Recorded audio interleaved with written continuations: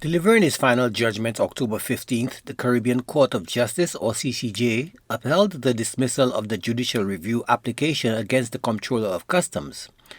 The core issue was whether the Comptroller had the authority to withdraw the prosecution against Ernest Hilaire without the Director of Public Prosecutions taking over the case.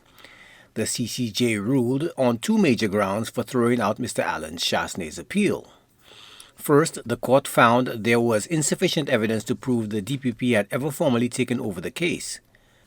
Justice Ibu Usuji stated that merely forwarding the case file and having counsel from the DPP's office to participate was not enough. The High Court and the Court of Appeal dismissed Mr. Chastanet's application for leave to commence judicial review. The Caribbean Court of Justice affirms. We find that the evidence did not establish that the DPP had taken over the prosecution.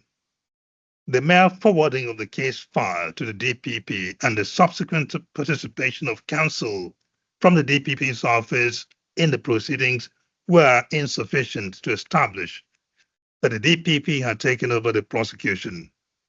We note that the DPP himself had never claimed to have taken over the matter. Second, and perhaps most decisively, the court found the entire judicial review application was legally misconceived under the doctrine of merger.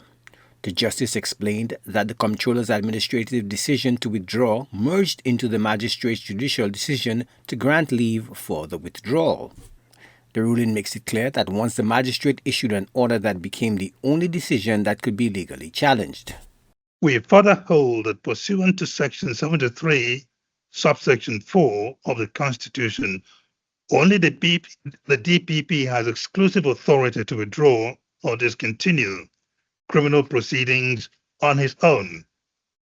But where another authority institutes proceedings, those may be withdrawn with the leave of the court. Accordingly, once the magistrate granted leave to withdraw, the Comptroller's bureaucratic decision to withdraw the prosecution merged into the magistrate's judicial decision. And according to the doctrine of merger, the only decision that is open to challenge is the magistrate's decision, not the Comptroller's antecedent step. Since no challenge was brought against the magistrate's decision, judicial review of the Comptroller's decision was legally misconceived. The CCJ concluded the matter by issuing a strong statement on the resources consumed by the case, which spanned the High Court and Court of Appeal before reaching the CCJ. Quote, the respective judgments took 17 pages in the High Court, 60 pages in the Court of Appeal, and 21 pages in this court, end quote. Added that the judicial time spent on the matter was regrettable, stating, quote, the considerable amount of judicial time and effort spent on this matter could have been better spent. It could have been dealt with shortly and no less justly for that, end quote. In a concurring opinion, the Honorable Mr. Justice Barrow stresses the illogicality of the reliefs sought.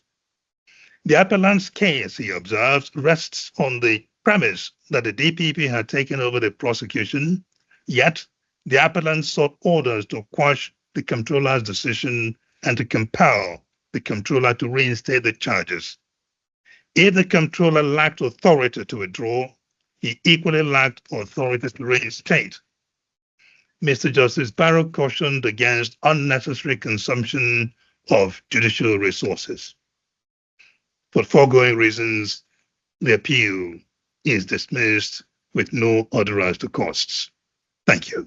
The decision finalizes the legal standing of the Customs prosecution withdrawal. Joachim Duplessis, HTS News Force.